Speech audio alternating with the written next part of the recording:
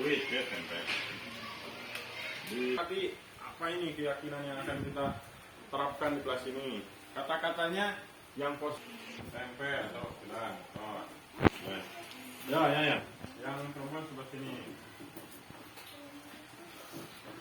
Oh, ya sudah langsung tempel. Tempel. Ini ya. Ini semua sudah dibacakan keinginan kalian dari dalam hati kalian. Nah, betul ini keinginan sendiri? Betul. Kita bersama-sama buat keyakinan kelas di kelas ini. Yang pertama, ya, jangan sampai 5. Nah, ini. Oke, karena keyakinan kelas, kesepakatan kelas dan keyakinan kelas telah dibuat sepakat. Nanti tolong ya selalu kalian mengingat ini untuk menumbuhkan sikap disiplin positif pada diri kalian. Jangan disuruh oleh orang lain, jangan disuruh oleh guru, harus sadar dari diri sendiri. Oh misalkan, saya akan berdoa sebelum dan sesudah belajar. Terima kasih. Hari ini kita telah membuat keyakinan kelas. Mudah-mudahan ini dapat dijalankan dengan baik di kelas 5. Akhirul kalam. Wassalamualaikum warahmatullahi wabarakatuh. Waalaikumsalam warahmatullahi wabarakatuh. Assalamualaikum warahmatullahi wabarakatuh. Waalaikumsalam warahmatullahi wabarakatuh. Alhamdulillah wa bihi nasta'inu ala umuri dunya wa din wa ala alihi wa sahbihi ajmain amma ba'du. Bapak Ibu guru hebat yang saya hormati, alhamdulillah pada pagi hari yang cerah ini dengan wajah ibu bapak yang semangat menjadi seorang guru yang kreatif. Alhamdulillah atas izin Allah kita bisa bertemu di ruangan ini dalam diseminasi disiplin positif. Salawat serta salam semoga tetap tercurah limpah kepada Allah SWT. Bapak Ibu guru hebat, pada kesempatan hari ini saya akan mendiseminasikan tentang disiplin positif. Untuk pembelajaran diseminasi atau untuk pembahasan diseminasi disiplin positif. Ini. Next, langsung saja ke materi. Nah ini, kepala sekolah, guru dan pengawas sekolah itu harus meyakini dan menerapkan visi atau nilai kebajikan yang disepakati sehingga tercipta disiplin positif di lingkungan sekolah. Seperti yang telah kita ketahui di sekolah ini tentu sudah memiliki visi dan misi yang tujuannya tidak lain yaitu untuk menumbuhkan sikap disiplin positif kepada peserta didik atau murid yang ada di sekolah ini. Next, please. Terus lanjut. Nah, mulai dari diri. Sebelum nanti kita melakukan disiplin positif terhadap siswa, tentu kita harus mulai dari diri kita itu. Bagaimana kita memberikan contoh yang baik terhadap peserta didik, bersikap yang baik untuk memulai dari diri, bersikap disiplin positif supaya nanti peserta didik meniru apa yang kita lakukan. Kan tidak baik kalau misalkan kita menerapkan disiplin positif terhadap siswa, sedangkan sikap kita sebagai seorang guru tidak mencerminkan atau tidak memberikan contoh sikap disiplin positif. Salah satu contohnya, ketika kita melihat ada sampah, kita ambil lalu buang. Nanti siswa pun akan sadar dengan sendirinya, oh bahwa membuang sampah itu harus kepada tempatnya. Salah satu contohnya dengan kita memberikan teladan yang baik kepada peserta didik. Next. Mari kita berdiskusi dalam studi kasus berikut. Bapak Ibu bisa memilih materi studi kasus sesuai jenjang. Bisa ini lanjut saja. Nah, ada pertanyaan Bapak Ibu, apa yang terjadi pada saat itu apa yang Bapak Ibu katakan atau lakukan, bagaimana reaksi siswa guru yang melakukan pelanggaran pada saat itu, bagaimana perasaan Bapak Ibu. Ini salah satu contohnya, ada sebuah kasus di kelas Ibu atau di kelas Bapak Ibu yang melanggar peraturan atau yang melanggar keyakinan kelas. Salah satu contohnya, Ibu Sandra di kelas 1, apakah pernah ada siswa yang melanggar aturan atau melanggar keyakinan? Pasti ada. Ada. Apa? Salah satu contohnya melanggar apa? Misalkan siswa datang terlambat ke sekolah, atau siswa tidak melaksanakan tiket, atau siswa datang ke sekolah tidak memakai sepatu, seperti itu. Kira-kira apa pelanggarannya? Nah, misalkan di kelas 1 ada salah satu kasus siswa yang sering membuang sampah tidak pada tempatnya. Nah, berarti yang terjadi pada saat itu siswa membuang sampah sembarangan. Kemudian apa yang Bapak Ibu katakan atau lakukan pada saat itu? Coba Bu.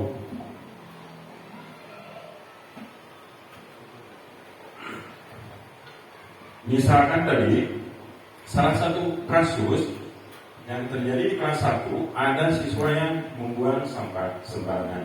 Terus apa yang Bapak Ibu katakan atau lakukan pada saat itu? Menyuruh murid untuk membuang sampah atau kita memberikan contoh dengan membuang sampah itu.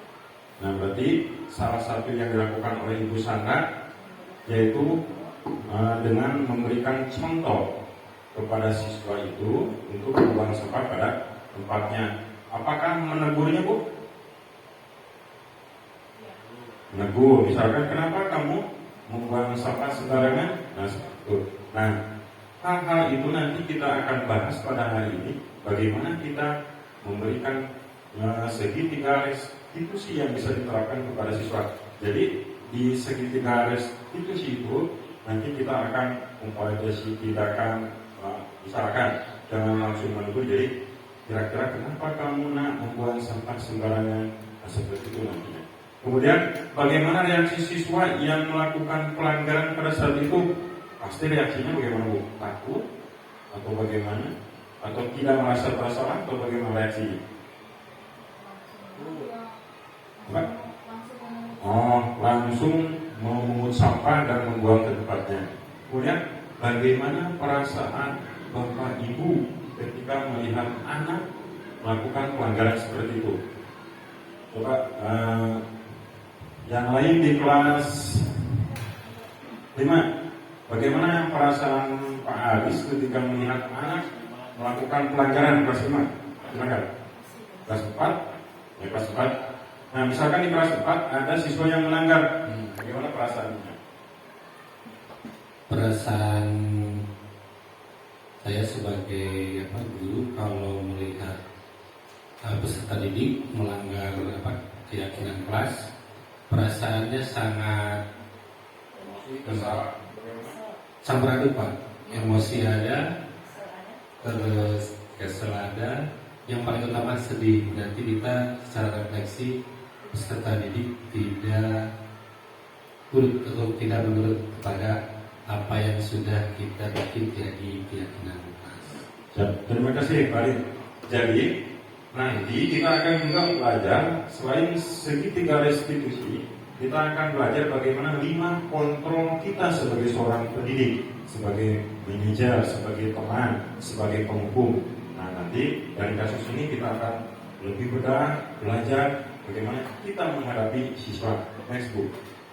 Nah, selanjutnya mari kita merefleksikan pengalaman yang kita miliki dengan menjawab pertanyaan-pertanyaan sebagai berikut. Sebagai guru, nah, kepala sekolah, pengawas sekolah, bagaimana saya dapat menciptakan lingkungan belajar yang positif bagi peserta didik? Nah, ini ada salah satu pertanyaan dulu bagi salah satu guru. Ini, ketika atau bagaimana sebagai seorang guru dapat menciptakan lingkungan belajar yang positif bagi peserta didik? Coba, Ibu Rika. Ibu Rika, bagaimana Ibu sebagai seorang guru menciptakan lingkungan belajar yang positif bagi peserta didik? Silakan, Bu. Assalamualaikum warahmatullahi wabarakatuh. Waalaikumsalam warahmatullahi wabarakatuh. Pelajaran yang menarik, yang mampu mengakomodir cara belajar peserta didik yang beragam, menata ruangan kelas, menciptakan suasana belajar yang menyenangkan dengan disisipi ice breaking. Ya, betul ya Bu. Jadi begini ya, kalau kita sebagai seorang guru untuk menciptakan pembelajaran yang positif itu, pembelajaran kan ini bukan kepada disiplin positif dulu. Untuk menciptakan pembelajaran yang positif, salah satunya yaitu dengan ini, menata ruang kelas. Tadi kan kita tata ruang kelas Bu. Misal kelas 1 nih, kalau bisa temboknya dicat Bu, pakai asalkan binatang-binatang atau tumbuhan-tumbuhan supaya suasananya lebih adem enak. Kemudian menciptakan suasana belajar yang menyenangkan. Misalkan Ibu terapkan 3S, salam, senyum, sapa. Kemudian menyisipkan permainan-permainan. Misal salah satu contohnya kita akan menerapkan pembelajaran matematika tentang misalkan penjumlahan, pengurangan, dan pembagian.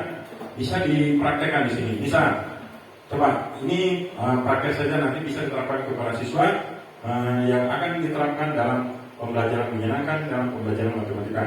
Ada beberapa angka dari 1 sampai 5. 1, 2, 3, 4, 5. Boleh Bapak Ibu pilih salah satu angka. Ingat, pilih satu angka itu di dalam hati Ibu Bapak. Sudah? 1, 2, 3, 4, atau 5. Sudah pilih salah satu. Nah, kalau sudah, coba Ibu kalikan ke angka 2. Bisa. Dan Ibu sudah menyimpan salah satu angka berapa? Kalikan ke angka 2. Sudah. Kalau sudah, tambahkan dengan angka yang tadi Ibu simpan sebelumnya. Sudah? Kemudian bagi dengan angka yang pertama tadi menyimpan. Sudah. Nah, di situ dengan tidak sengaja Bapak Ibu sudah menerapkan pembelajaran perkalian, penjumlahan, dan pembagian. Apa yang menyenangkan bagi siswa? Yuk kita misalkan tebak nih, Bapak akan tebak ya. Isinya misalkan 3. Betul apa salah? Tuh, tadi kan kalikan kedua. Tapi kan Bapak Ibu gurunya tidak tahu menyimpan angka berapa siswanya. Tapi Bapak Ibu gurunya bisa menebak hasilnya 3. Kok Pak bisa tahu isinya? Bagaimana Pak? Kalau kalian ingin tahu bagaimana itu caranya seperti itu, yuk kita belajar matematikanya yang lebih baik, yang nilainya baik. Nanti Bapak kasih tahu rahasianya. Anak terpacu jadi menyenangkan seperti itu.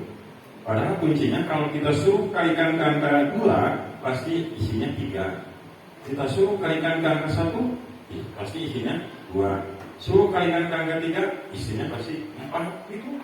Tapi pasti betul. Ya, next selanjutnya. Nah, ada pernyataan efektif ilusi guru mengontrol murid. Ilusi bahwa semua penguatan positif, efektif, dan bermanfaat. Kemudian ilusi bahwa kritik dan membuat orang merasa bersalah dapat menguatkan karakter. Ilusi bahwa orang dewasa memiliki hak untuk memaksa. Nah, pernyataan sesi pertama, Irfan Amali akan menjelaskan tentang apa itu disiplin positif. Selamat mendengar. Tidak ada polisi, tidak ada yang mengawasi. Itulah salah satu fenomena dalam dunia pendidikan kita, di mana ternyata kedisiplinan masih harus ditegakkan kalau ada pengawasan. Dan ini menjadi problem kita semua dan menjadi pertanyaan besar. Apa sebetulnya disiplin? Dan jika Anda concern pada masalah ini, maka Anda ada di channel yang tepat bersama saya Irfan Amali dalam serial podcast Disiplin Positif.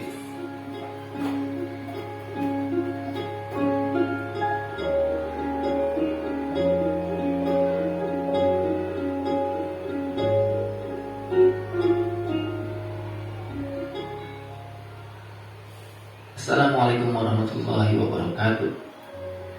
Di sini Irfan Amali dalam serial podcast Disiplin Positif. Saya akan memulai dengan sebuah cerita dari tahun 60-an, yaitu seorang psikolog bernama Walter Mischel ketika membuat sebuah percobaan menarik. Profesor dari Stanford University ini meminta anak kecil untuk duduk di ruangan kelas sendirian. Dan anak itu diberi sebuah permen marshmallow dan diminta untuk tidak memakannya dalam jangka waktu 15 menit. Jika berhasil, maka anak itu akan diberi 2 marshmallow. Apakah mereka berhasil? Ternyata dari 600 orang yang diuji, cuma sepertiganya yang berhasil. Kebanyakan gagal di menit-menit pertama, dan ada beberapa yang mampu bertahan sampai menit-menit terakhir, tetapi akhirnya gagal juga. 30 tahun kemudian, pada tahun 90-an, anak-anak yang sama ditelit lagi. Ditemukan ternyata ada korelasi menarik antara kemampuan menahan diri saat tes waktu dulu dengan kesuksesan mereka di masa dewasa. Orang-orang yang berhasil menahan godaan marshmallow ternyata memiliki kehidupan yang lebih baik. Sementara yang gagal, mereka cenderung mudah tergoda oleh godaan-godaan kehidupan, godaan narkoba, seks bebas, kriminal, sehingga mereka memiliki kehidupan yang relatif kacau dibanding dengan anak-anak yang mampu menahan diri. Dari penelitian ini, para ahli menyimpulkan sebuah kesimpulan yang sederhana. Ternyata kemampuan untuk menunda kesenangan atau to delay gratification adalah sebuah kunci kesuksesan yang tidak tergantikan. Dari 2 cerita yang saya sampaikan di awal tadi tentang 3 orang anak yang naik motor tanpa helm dan tentang tes marshmallow, kita sudah bisa mendapatkan gambaran bahwa sebetulnya salah satu kunci sukses adalah disiplin. Dan disiplin seperti apa yang menjadikan sukses adalah disiplin. Nah, kita simpulkan saja ya, dari kasus siswa yang tidak memakai helm. Nah, helm itu untuk apa sih? Untuk keselamatan. Kalau sudah ada rasa disiplin positif dari dirinya, maka tanpa disuruh pun, tanpa diawasi oleh orang lain, tentu siswa itu akan sadar sendiri menggunakan helm. Karena dia sadar, dia tahu bahwa helm itu bukan alasan ditilang oleh polisi, bukan takut dihukum atau ditegur oleh orang lain, tetapi dia sadar bahwa helm itu yaitu untuk keselamatan dirinya. Jadi tugas kita sebagai seorang guru dari contoh kasus itu, bagaimana kita mampu menumbuhkan sikap positif kepada peserta didik. Salah satu contoh yang bisa kita lakukan untuk menumbuhkan sikap budaya positif kepada siswa yaitu dengan membuat kesepakatan kelas dan keyakinan kelas. Contoh, pada zaman dulu ada peraturan, kemudian ada keyakinan. Apa sih bedanya peraturan dan keyakinan? Apa sih bedanya disiplin dengan disiplin positif? Nah, tadi kalau disiplin ya, disiplin bisa kita artikan kalau disiplin itu adalah datangnya dari luar, dari orang lain, itu disiplin. Kalau misalkan saya harus upacara karena kalau tidak upacara pasti saya dihukum. Karena kalau disiplin tidak mematuhi aturan pasti ada hukuman. Kalau disiplin positif itu datangnya dari diri sendiri, kesadaran dari diri sendiri, maka bukan hukuman yang diterapkannya, tetapi konsekuensi. Konsekuensi itu adalah salah satu bentuk tanggung jawab siswa terhadap pekerjaannya. Tentu tanggung jawab itu juga ada pada dimensi profil belajar Pancasila. Nah, salah satu contohnya begini. Dulu ada aturan seperti ini, harus melaksanakan piket kelas. Yang tidak piket kelas harus membayar 5.000 atau 2.000. Sekarang kata-katanya lebih dipositifkan lagi. Misalkan senantiasa menjaga kebersihan lingkungan kelas dengan melaksanakan piket sesuai jadwal, gitu kan? Konsekuensinya tanggung jawabnya untuk siswa, yaitu yang tidak piket hari Senin, dia bertanggung jawab nanti akan piket pada hari Selasa. pembiasaan yang baik setiap hari kita lakukan, itu salah satu cara untuk menumbuhkan sikap budaya positif atau disiplin positif terhadap siswa. Jadi tugas kita sebagai Bapak Ibu guru di sekolah ini, bagaimana yuk kita bersama-sama berkolaborasi untuk menciptakan budaya positif di sekolah ini dan untuk mendidik anak didik kita menjadi seorang siswa yang disiplin positif. Next, konsep dasar. Nah, ini pada sesi ini kita akan membahas tentang konsep dasar disiplin positif, kemudian kebutuhan dasar manusia dan dunia berkualitas, keyakinan kelas, 5 posisi kontrol, dan juga ada segitiga restitusi lanjut. Nah ini ada, kita belajar dulu dari disiplin. Makna kata disiplin. Disiplin di sini dimaknai menjadi sesuatu yang dilakukan seseorang pada orang lain untuk mendapatkan kepatuhan. Disiplin biasanya disiplin itu datangnya dari orang lain lah. Kalau disiplin itu, kalau disiplin positif datangnya dari diri sendiri. Seperti sholat begini ya. Kalau kita sudah disiplin positif, taat kepada waktu sholat, ketika sholat zuhur kita sadar dengan sendirinya melaksanakan sholat zuhur, kita pasti semangat karena datang dari kesadaran diri sendiri. Beda dengan disuruh oleh orang lain, sholatnya pun tidak akan khusyuk. Next. Nah, lalu apa arti dari disiplin positif? Coba. Ketika mendengar kata disiplin, apa yang terbayang di benak Bapak Ibu? Coba nanti kita sambungkan dengan disiplin positif. Ketika ada kata disiplin, apa yang Ibu bayangkan, Bu Sandra? Nah, apa yang terbayang di benak Ibu ketika mendengar kata disiplin? Satu kata saja, misalkan ketika mendengar kata disiplin, yang saya bayangkan itu adalah hukuman atau teguran atau apa? Coba, ketika mendengar kata disiplin, apa yang terbayang di benak Ibu? Ketika mendengar kata disiplin, yang terbayang di benak Ibu apa? Kira-kira? Peraturan. Pak Hadis, kira-kira satu kata saja. Hukuman. Bu ini? Kepatuhan. Pak Mimin? Nah, berarti kita ambil ya. Kalau kita mendengar kata disiplin, yang terbayang terus di benak kita yaitu tentang hukuman. Kenapa itu terbayang terus? Karena itu mungkin terjadi pada Bapak Ibu ketika dulu. Oh Pak, saya terbayang ketika dulu SMA, saya tidak hadir ketika ada tes melaksanakan olahraga poli. Di situ Pak saya dihukum karena aturannya harus melakukan ekstrakurikuler setiap 1 minggu sekali. Saya kemudian tidak hadir dan saya dihukum mengelilingi lapangan sebanyak 20 kali. Jadi terbayang terus di benak Bapak Ibu bahwa yang namanya disiplin pasti ada hukuman. Nah, hal itu mari kita hilangkan, kita ganti dengan kata disiplin positif. Nah, tentunya disiplin positif ini akan lebih baik karena bukan hukuman yang ada di dalamnya, tetapi konsekuensi. Konsekuensi itu adalah berupa tanggung jawab dari siswa terhadap apa yang mereka lakukan atau yang mereka kerjakan. Next book.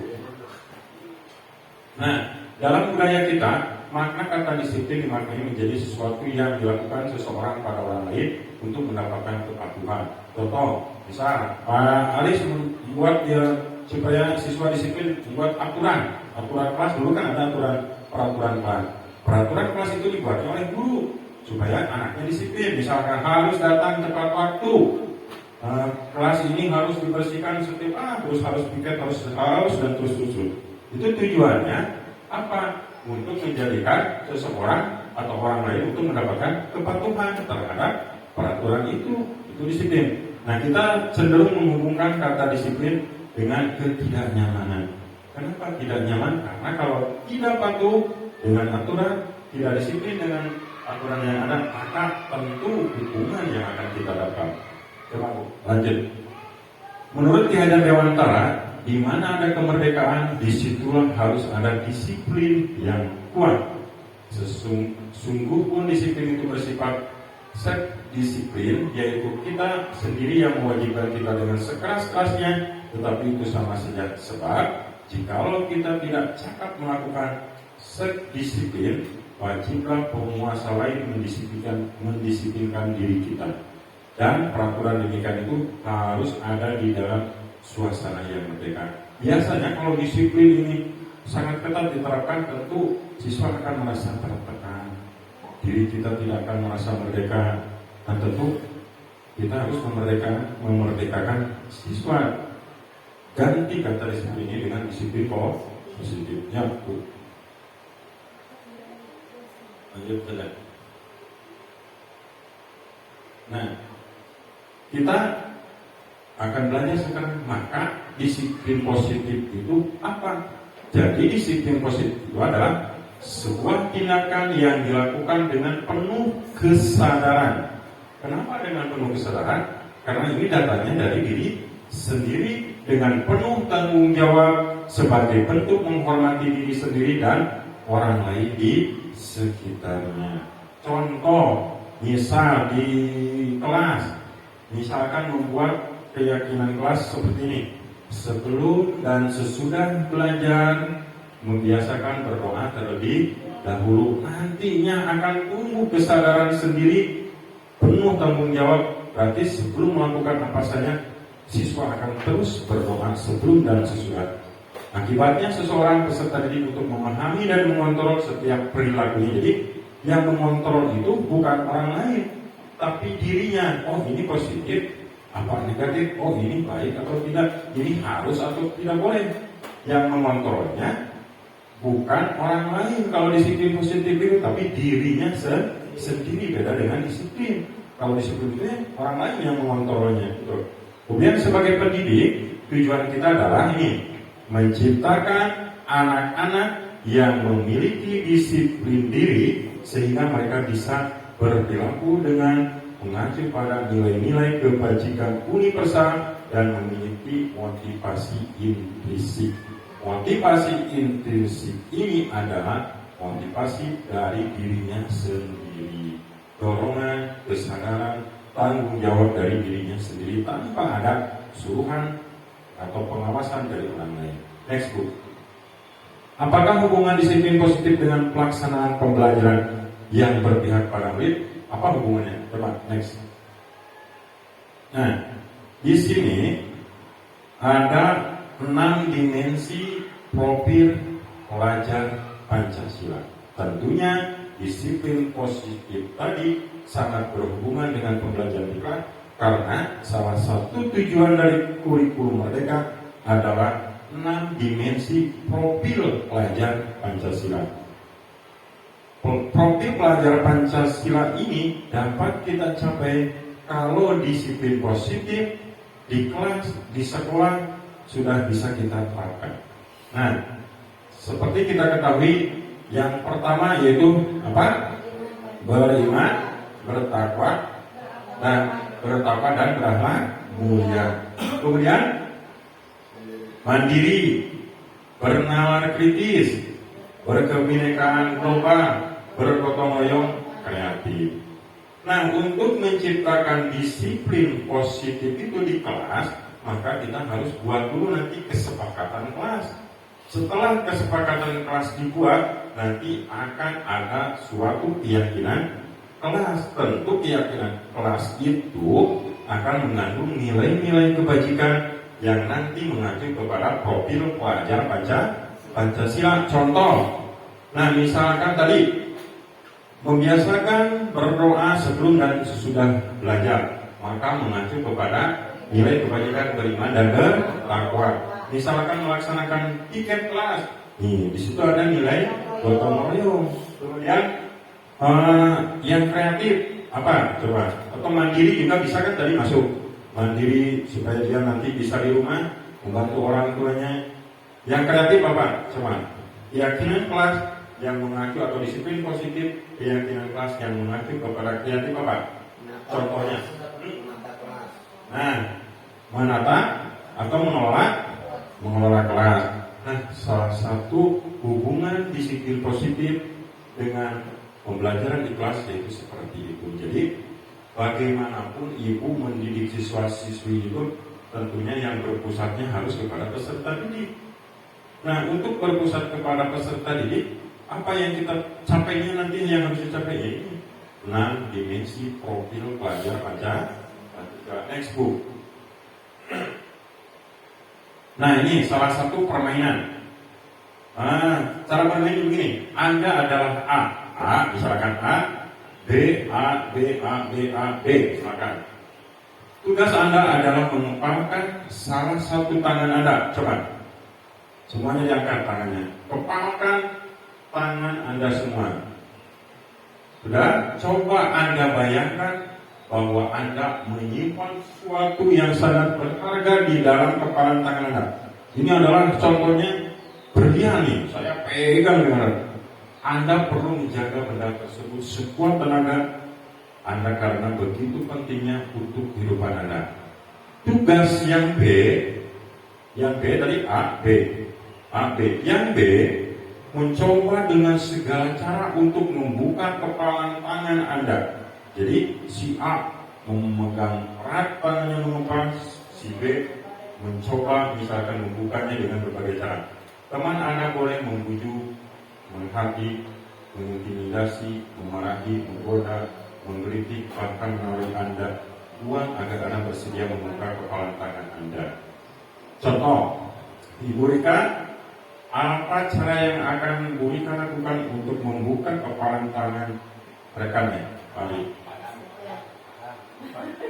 Misal dengan menggodanya, dengan menggelitiknya, atau bagaimana caranya? Menggodanya. Misalkan Hati untuk membuka kepala tangan dengan bagaimana? Menggelitik. Bu Chandra untuk membuka kepala tangan Tomit dengan memberikan pengertian.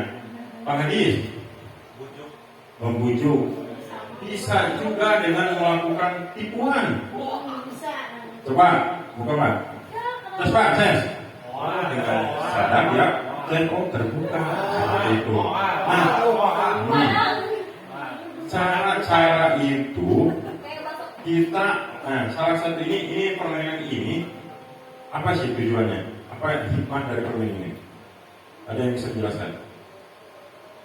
Ini tadi permainan buka tangan. Jadi apa yang kita ambil pelajarannya? Disiplin positif. Nah, salah satu contohnya seperti apa? Jadi kita kuat dengan keyakinan diri kita. Walaupun dibujuk orang lain untuk bagaimanapun, jadi kita tetap yakin dengan keyakinan diri sendiri. Lanjut Bu. Terus. Lanjut Bre. Terus. Nah, nilai-nilai kebajikan tadi untuk menerapkan disiplin positif, nilai kebajikan itu sebenarnya banyak, hampir puluhan atau bahkan ratusan ya. Tapi yang paling intinya ini, nilai-nilai kebajikan atau keyakinan kelas yang kita buat nanti harus mengandung nilai kebajikan yang 6 nilai, yang 6 dimensi profil pelajar Pancasila. Lanjut Bu. Nah, ini banyak nih. Nilai-nilai kebajikannya, prima, mandiri, beranalytis, kemudian ada hormat dan santun seperti tadi nih. Misalkan menggunakan helm, nilai kebajikannya untuk keselamatan. Tidak memukul orang lain, nilai kebajikannya apa, Bu Ira? Tidak memukul atau tidak memukul orang lain, nilai kebajikannya apa? Tidak menghina, tidak memukul apa? Nilai kebajikannya saling menghormati, saling menghargai, itulah. Terus next, itu salah satu contohnya. Bagaimana agar nilai tersebut dapat dipahami dan diterapkan oleh peserta didik di dalam kehidupan sehari. Next, lanjut. Nah, ada reality itu adalah realitasnya.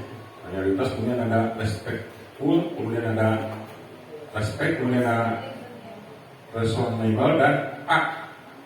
Nah, ini 4 unsur konsekuensi logis. Nah, harus sesuai berhubungan dengan kesadaran yang dibuat, tidak boleh melukai harga diri anak. Jadi ibu jangan menjudge siswa di depan orang. Kenapa kamu? Nah, kita, ayo, nak, sini. Ibu ada keperluan dipanggil, kita tegur.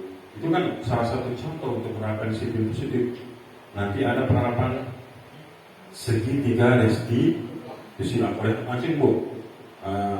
Maksudnya, nah ini terus penghargaan. Nah, siap. Nah, sampai.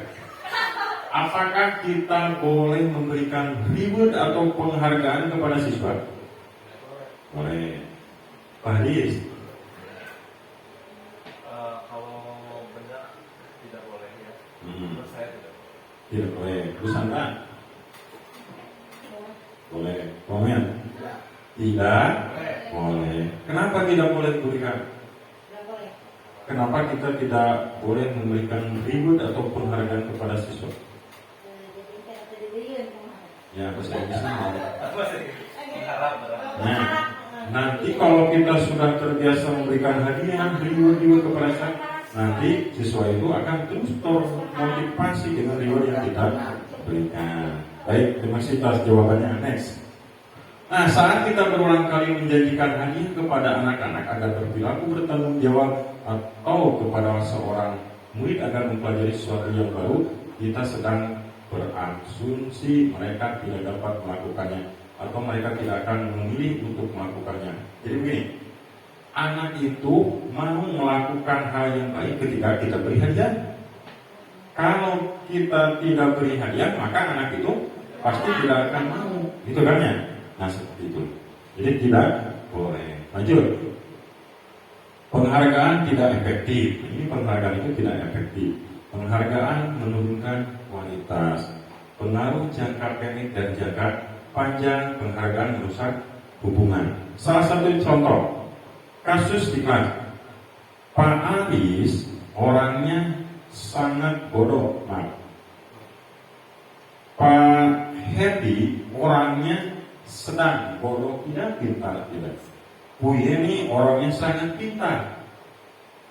Apa yang ibu bapak lakukan ketika di kelas memberikan penghargaan atau motivasi kepada ketiga orang tersebut?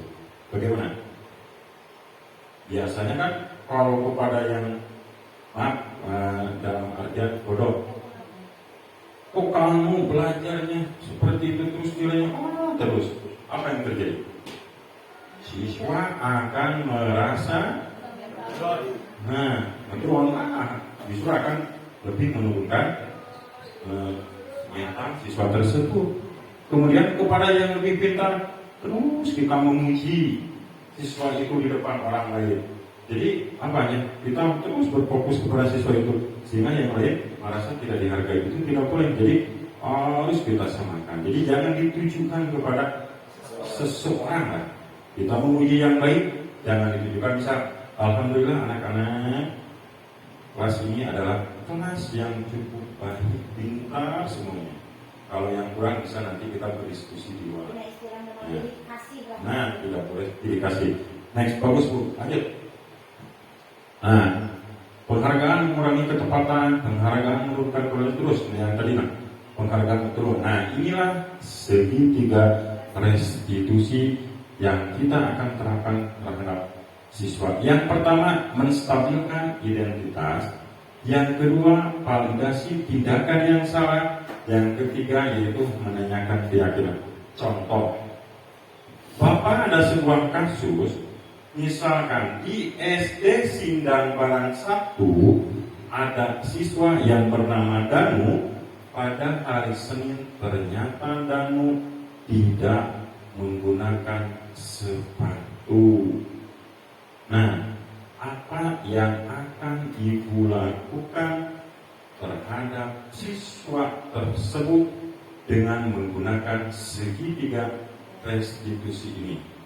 Misal, langsung memarahinya, disuruh berkeliling. Nah, itu kan peraturan. Nah, lanjut. Kalau kita kembali ke budaya positif dulu, disiplin positif. Misal ada siswa yang tidak memakai sepatu seperti itu. Nah, nanti kita jangan berikan hukuman, tapi berikan dia konsekuensi. Jadi kalau tidak pakai sepatu hari ini, besok harus pakai sepatu supaya dia sadar. Nah, yang pertama, menstabilkan identitas. Jadi kita jangan langsung memarahi di situ. Kita misalnya panggil ke kantor. Nah, Danu, kamu tahu enggak kenapa Bapak panggil ke kantor? Itu kan? Ya Bu, tahu kenapa. Saya salah Bu, saya tidak memakai sepatu. Kan itu menstabilkan identitas dulu. Kemudian kita tanya, kenapa kamu tidak memakai sepatu Nak atau Danu? Terus gitu. Ya, supaya nanti dengan sendirinya anak itu akan sadar akan kesalahannya. Gitu kan? Kemudian validasi tindakan yang salah. Danu, kamu tahu tidak kamu itu salah? Ya Bu, salah. Kenapa kamu tidak memakai sepatu? Ya Bu, karena sepatunya misalkan kotor belum dicuci. Nah, itu adalah salah satu memvalidasi tindakan yang salah. Terus menanyakan keyakinan, kamu tahu enggak apa keyakinan kelas atau keyakinan sekolah ini? Tahu Bu, apa? Setiap hari Senin senantiasa menggunakan sepatu. Terus ingatan terus untuk supaya dia sadar. Nanti akan tumbuh kesadaran sendiri dengan budaya positif itu. Jadi segitiga restitusi ini bisa kita terapkan untuk menangani setiap kasus yang ada di kelas ataupun di sekolah kita. Siap, next Bu. Restitusi merupakan proses kolaboratif atau kolaborasi yang mengajarkan murid untuk mencari solusi untuk masalah mereka. Jadi restitusi ini adalah mengajarkan murid untuk mencari solusi untuk masalah mereka.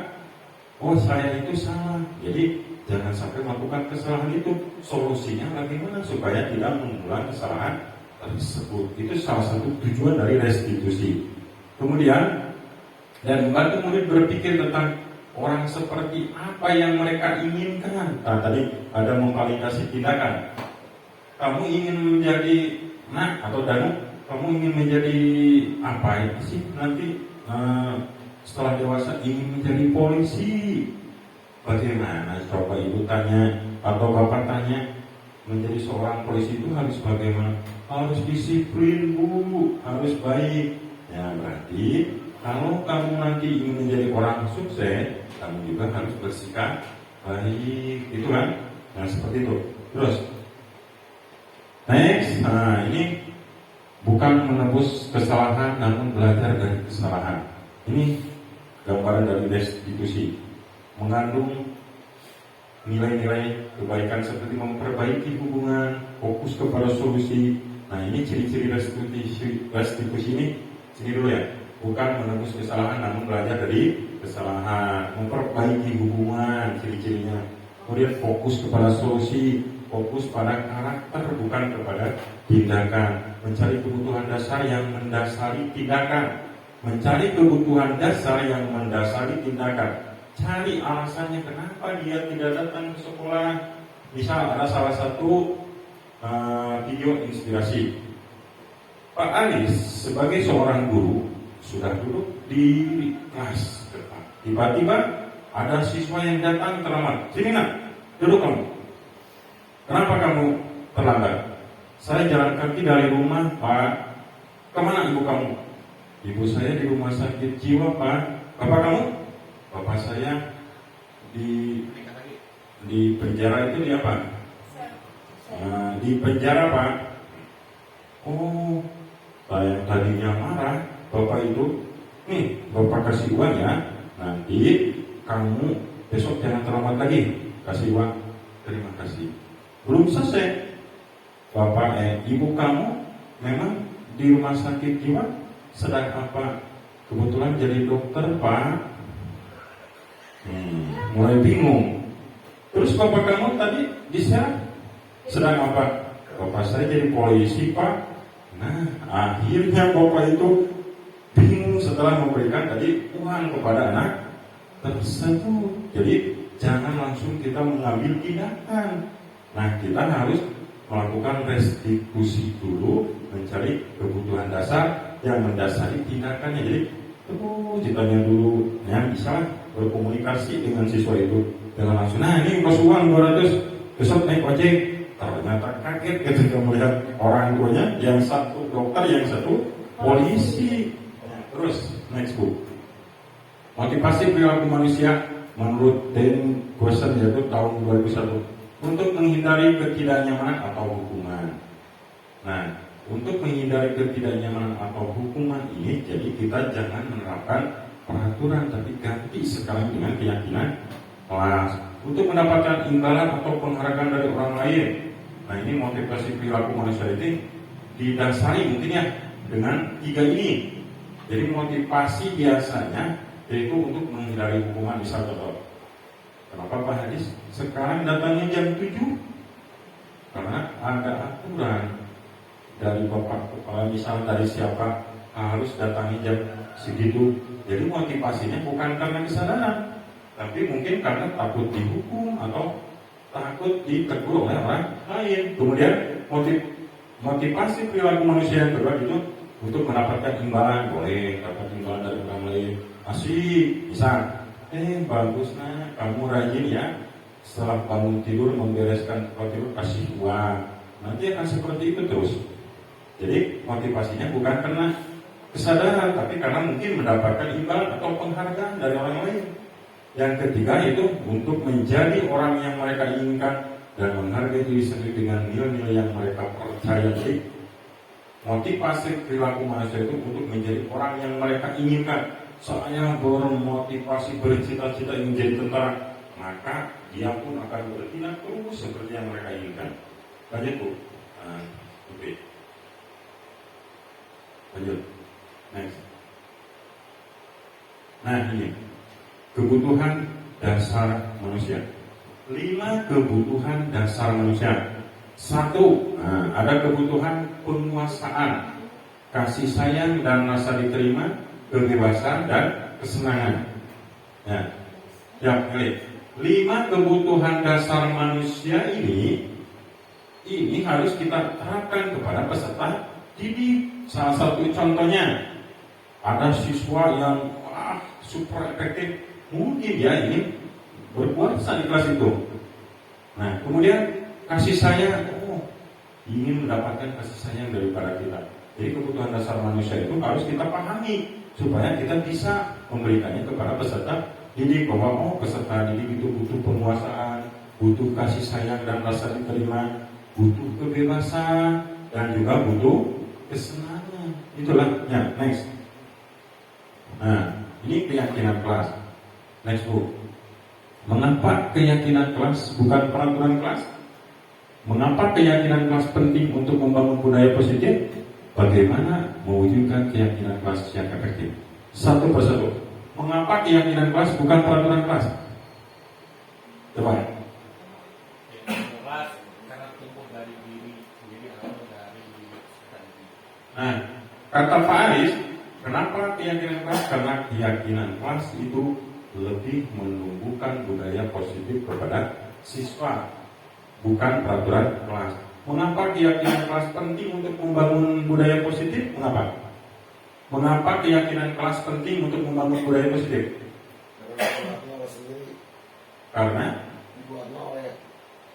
keyakinan kelas itu dibuat oleh kesepakatan kelas siswa tersebut yang ada di kelas. Betul, jadi nanti akan terbangun budaya positif di kelas tersebut.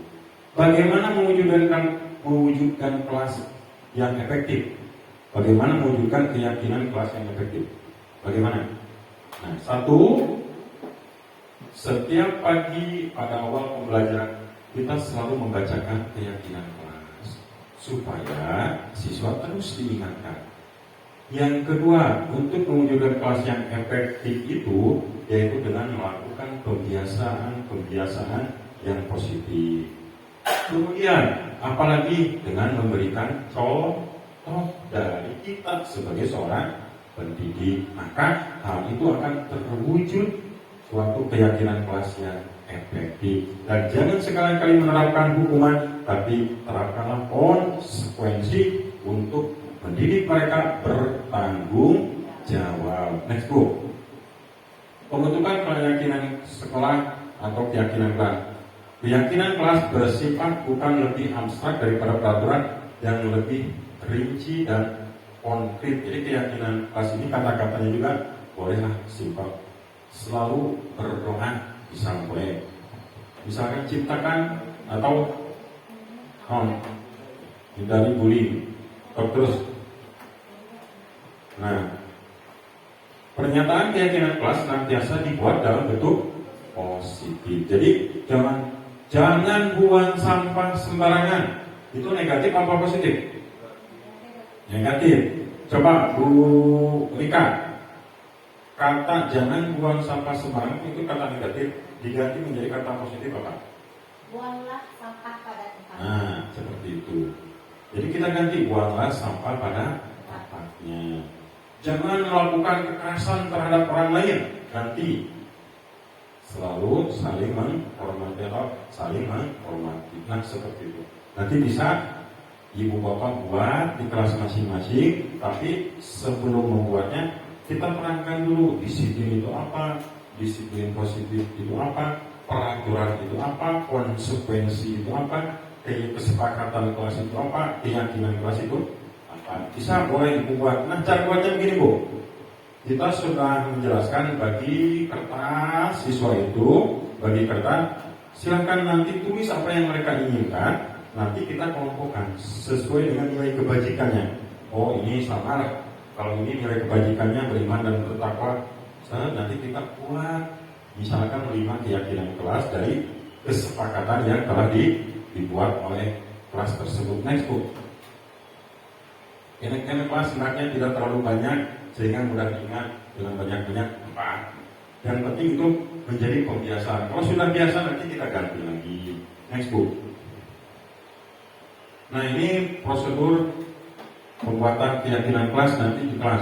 Mempersiapkan warga sekolah atau murid-murid pasti mencatat semua masukan-masukan dari siswanya, catat dulu. Nanti susunan keyakinan kelas sesuai dengan prosedur pembentukan keyakinan dikelompokkan. Nah, kita buat, tapi jangan banyak-banyak, keyakinan kelas cukup 3 boleh, 4 boleh. Nah, ini contoh keyakinan kelas. Setiap anggota kelas perlu belajar, setiap anggota kelas perlu senang, setiap anggota kelas perlu saling menghargai, setiap anggota kelas perlu merasa aman, senantiasa menjadi diri terbaik, senantiasa menghargai orang lain, kemudian nyanyi. Seperti itu. Keyakinan kelas bisa dibuat. Nah, terus Bu, next terus. Nah, membersihkan coretan yang dibuatnya di meja tulis. Ini hukuman apa konsekuensi? Konsekuensi. Membersihkan coretan yang dibuatnya di meja tulis. Ini konsekuensi supaya dia bertanggung jawab apa yang mereka perbuat. Kemudian murid diminta untuk push up 15 kali karena tidak menggunakan masker sekolah. Hukuman. Menggantikan kertas tugas teman yang telah dicoret-coret. Konsekuensi. Berjemur di lapangan basket jam 12 siang karena ngobrol dengan teman. Hukuman. Murid diminta bertelanjang kaki sepanjang hari karena tidak menggunakan sepatu warna hitam. Hukuman.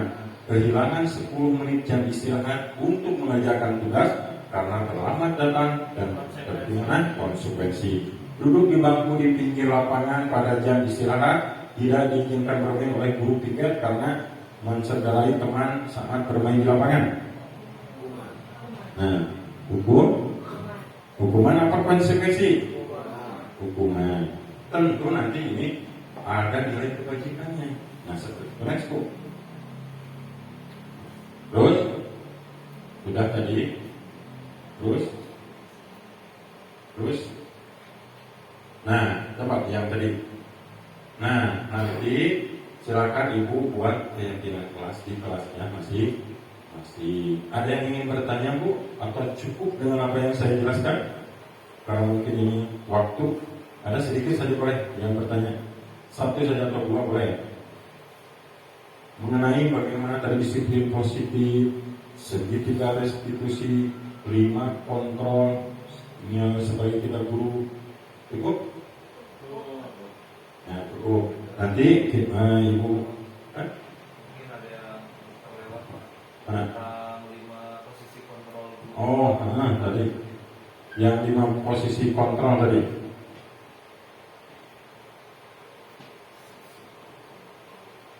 Terus mana? Ada 5. Nah, tadi Bu, yang tadi. Nah, Nah, ini. Jadi saya lupa nih. 5 posisi kontrol dulu itu ada penghubung, pembuat merasa bersalah, teman, pemantau atau manajer. Contoh, dari kasus tadi Danu tidak memakai sepatu.